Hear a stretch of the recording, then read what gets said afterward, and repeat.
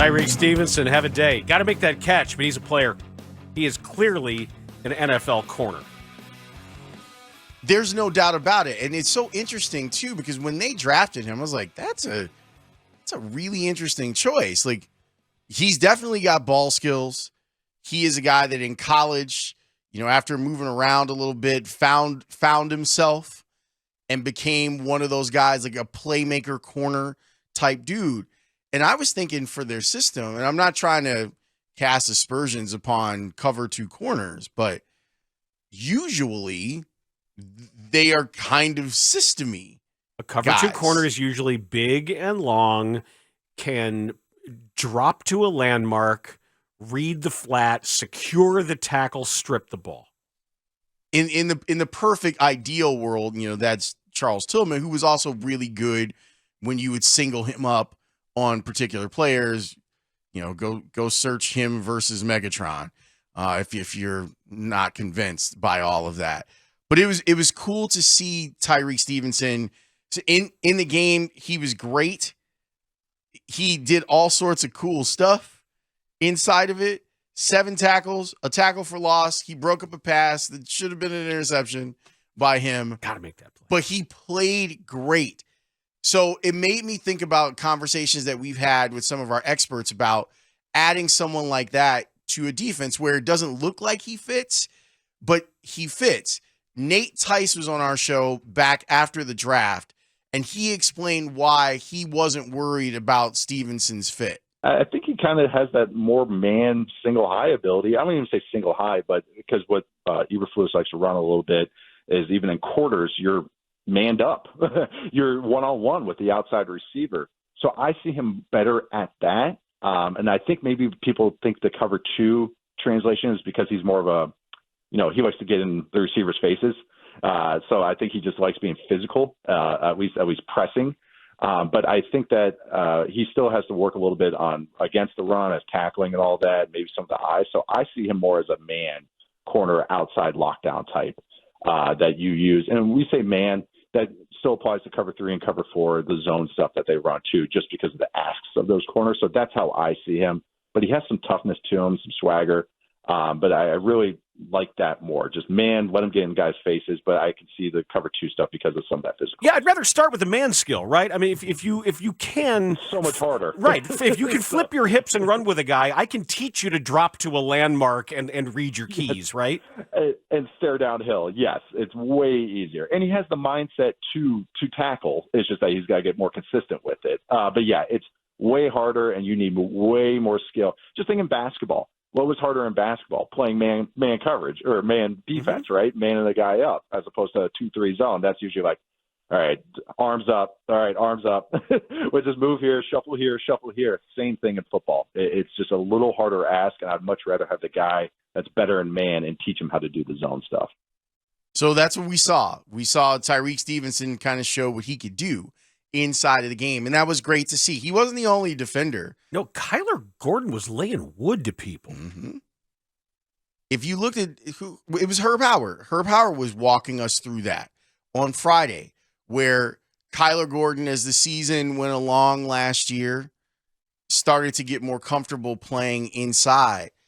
That takes a hell of a skill set for someone to play inside in today's NFL with all the different things that they're throwing at you. You know what he has to be careful of, though? Do you remember when Kyle Fuller kept getting flagged because his hits were too awesome? Yes. Like there's this series of Kyle Fuller plays where he made ideal jump off the couch. And the refs would look at each other and be like, that's got to be a flag because that was way too awesome. I mean, sure, he hit his shoulder pad right to that guy's chest plate, but we have to call that a penalty. But when you do start to understand the timing and the angles and your anticipation, if Gordon can start to be like, I know where he's going, I'm going to be there before he thinks I'm there, that's where you get those hits. Well, the crazy athleticism is part of the reason why he ended up getting drafted, and I think it's part of the reason why they felt like he was going to be able to handle being a nickel. It's really, really hard what they are asking these guys to do. And you could see the athleticism. Like, honestly, you could see that from the first time you're watching him in the preseason last year. And early on, you're like, okay, is this guy going to be able to be disciplined enough to not fall for the banana in the tailpipe too often, to get to where he needs to go, to understand what offenses are going to try to do with their different looks out of the slot. And so far, so good on that. I have a lot of faith, Dan. I was talking about this on the Take the North podcast, and unfortunately, David's back, so I couldn't take the North podcast and keep it. I had to give it back. Because David's back, so I had to give my podcast back. So I had to give it. Yeah, it says take the North and never give it back. Yeah, I just gave it back to him. Oh, that's nice of you. But I was talking about how much I love what I am now referring to as their back five. I'm going to call it a back five now. And I get that they don't get to play 12 guys on the field, but I'm counting Gordon as the nickel in that situation because offenses are often in 11 personnel close to 80% of the time anyway. I love what those guys as a unit can do and the possibilities of what could be really special stuff.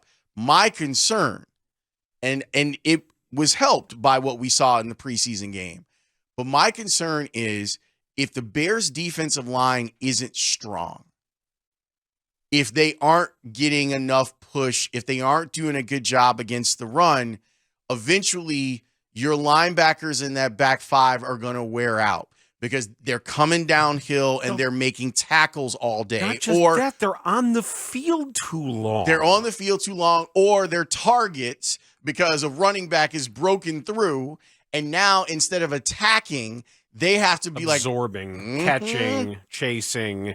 But for me, the key issue to wear and tear is total number of snaps. Get off the field. Get off the field. Either take the ball away or stop them. And over a season, as far as injury risk, attrition, if bad teams and mediocre teams get to December and they're playing bums off the street because everyone's hurt. And the way you prevent that is you get off the field. To their credit, in this game, the Bears defense did mostly what it needs to do. The defensive line, guys got after it. They got a lot of sacks. That first unit, though, they did get pushed around a little bit by the run game by Tennessee, but it's preseason. So you try not to go too crazy on anything that you saw, including what you saw from the offense. Like from the offense, we saw Justin Fields go out there and go, boop, touchdown. And then, boop, touchdown again. And it's good because the Bears have been working on screens. Like that's something. But you know what? I don't know if you had this same reaction, Dan, but my first feeling on it was, oh, they're not going to do a lot of screening because they're showing it here in the preseason. And usually that's not what teams like to do. But why don't we hear from Matt Eberflus on DJ Moore? Because DJ Moore comes up with the big play, the run after catch. This is what Eberflus had to say about DJ Moore's impact. It's a credit to the offense. We've been working really hard on those screens, as I said last week, and they're operating better. Our timing still has to get better on those. But it's really a credit to, obviously, the athleticism of DJ, but, and Herbert as well. But it's also guys blocking, certainly on the first one. I saw Braxton, block the edge there, and I saw Moody seal it. So it was a really good play by all three of those guys. And you saw the speed of DJ. How much easier does it make it for Justin when he can get the ball into the hands of some playmakers and not have to do everything himself? Yeah, you said it. When you have skill, when you increase your skill on your football team, the catch and runs get larger, right? And the stat line looks better. So we're going to continue to do that, and certainly we're going to take our shots down the field as well. But it's a good thing to see, and it's not a real big surprise to anybody that's been around because we've all seen it in practice. So it's just got to keep working. We got a long way to go. What stood out about DJ since you've had him in the building and got to work with him? Yeah, I just think when you add a playmaker like that to your football team, there's excitement. I mean, just automatic excitement in the whole building. It doesn't matter if you're what side you're playing on, because this guy is special and he can make a lot of things happen. And I would say that his attitude and his personality is very infectious. So he kind of lights up the room when he comes into it. And you guys have interviewed him. You can kind of see that, and that's kind of a cool vibe to have in the in the locker room and with the coaches. And so he brings all that energy to the team. Boy, cool vibes everywhere. Hey, if Pedro Grifol can have like the vibe with the White Sox right now, Matt Eberflus likes the cool vibes. Boy, you can say that a million times. You increase the skill level of your football team, things like this start to happen. Yeah. It's been one of the things that the Bears have not had, where you're asking for playmakers, and really when DJ Moore got hurt, the only playmaker that you had was Justin Fields. And then he was like, okay, I'm going to go make a whole bunch of these plays, and I'm really tired and I'm cramping up. I also got hit a lot. I would like to not get hit a lot. And not flagged when I'm hit. Yeah. Unlike other quarterbacks. Yeah, not getting those calls because he's big, strong, and fast. Seeing what DJ Moore, they were talking about it on the broadcast, and you really put into perspective the quarterbacks that he played with in Carolina and what was going on, like playing multiple games with guys who are bad, either backups or barely hanging on to a starting job or out of the league right now. And he was catching passes from those guys. You realize that this is a guy that can make some plays. I love that takes a lot of the pressure off of Justin Fields. And maybe it calms him down in the pocket, because now it's like, oh, I got a guy that can make a play. And seeing him, there was another pass he made, the other pass that he completed, where I was like, yes, because it was take the cheese. It was a Blossom game. He hit him in the flat, and it was like, read, boop. There it is. And then he gets you 9 yards on that. Those are the types of plays where I want him to just take that play. Like, obviously be thinking touchdown and check down. But if there's an opportunity, here's an open guy and we're going to make this play a positive play, let your guys get up the field, turn up, and see if they can get you some yards. I want to get back to what you said about the idea of showing some of the screen actions, maybe meaning they're going to be lower priority in the regular season, because if you're running it this time of year, it means it's not high on your list. You're not saving it up. And you're putting it on tape, ideally, for the other team. And yeah, I disagree. You think it's the other way around, that they really want to get the live work on it? And I also think it's such a basic concept, and also one that's nearly impossible to defend. Usually when we see a screen fail, it's because there was a lack of either a disguised coverage in you hit it against a zone instead of a blitz, where things just didn't, or a linebacker caught it, beat his guy to the spot and blew it up, or safety. That's usually what happens, is a linebacker or a safety just beat you, or you had the wrong call against the wrong coverage. If done right, cannot defend. It's true. It really is true. And I go back to what I remember asking Dave Wanstead years ago, why don't you guys are constantly having screens run against you. Why don't you run more screens effectively? And Bernsey, it's all about the quarterback. If the quarterback doesn't have the feet, you can't run a screen. But you know what? The quarterback's got the feet. He does. Now when movement goes in one direction, everyone's like, okay, and then it's wait, and here they come, and now I got you. And now the only thing is, don't leak.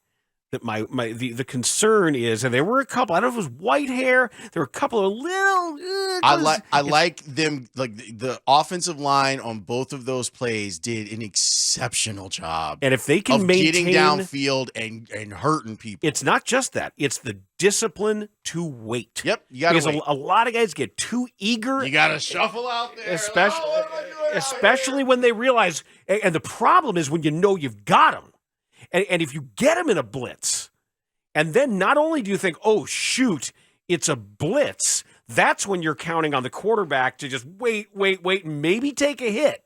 But you sometimes will get illegal downfield when you're so eager because you know it's a touchdown. Oh, damn it. I missed my block. I guess I'll just do like this. Yep. All the way down. Up. Here we go. Yep.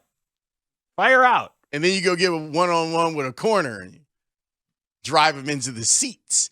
This is what that quarterback with the good feet was talking about when it came to the big plays and DJ Moore. I don't think I had to do too much work today. I throw 2 screens and they go for about 50, 60 yards. So Khalil and DJ made my job easy and the O-line did. So definitely thankful for that for sure. How important is that moving forward for your health and longevity? What? Guys you can get the ball into their hands and have them make the plays. It's not always you. Yeah, I mean, for sure. When you have, guys that can, take a 3-yard pass, 50 yards, that just makes my job easier. So, it's always good to have playmakers like that on the team and, just competing with each other every day, competing with the defense every day. That's just going to make us better. So, but, as a quarterback, it's always good to have playmakers like that for sure. On the one to Herbert, what did you see as they kind of broke the obviously designed screen there? But yeah.